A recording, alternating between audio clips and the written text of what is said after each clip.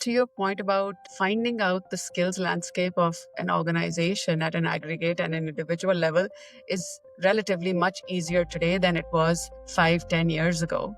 AI can also be a very helpful tool. I think that's where talent marketplaces are becoming the big thing in organization. So scaling understanding of skills landscape, it's easier part of the equation. But how do we look at scaling the development of skills, new skills, which people will have to acquire? It's such a great question to ask, because I think it's different now. I've spent 25 plus years in the talent and learning space, and really being able to seize different opportunities now because the approach to skills is different. So the more you're able to pinpoint the skills that people have, the more you're able to identify where are the strengths to be built upon and where are the gaps to be shored up.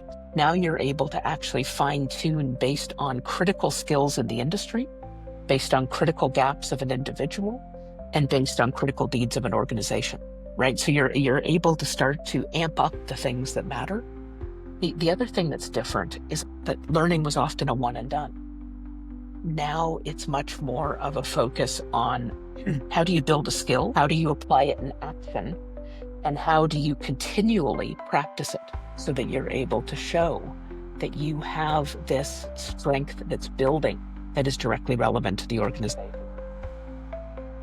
And so, in the way that we've been developing skills within AETHEON, it's very much about every single skill development opportunity has a skills in action opportunity as well. So that we're not rewarding sort of, bums and seats. We're actually making sure that somebody can apply their skills and can keep practicing it and deepening it, and that we get the skills signal to know that that's happening.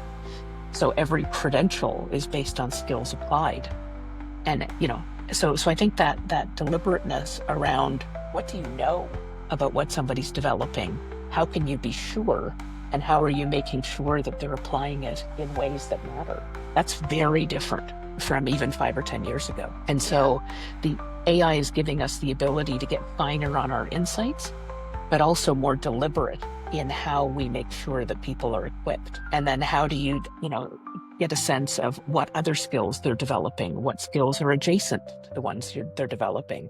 How do you keep creating a system around them that sets them up for success to continually learn and reflect and apply and practice? It's not just the learning piece anymore.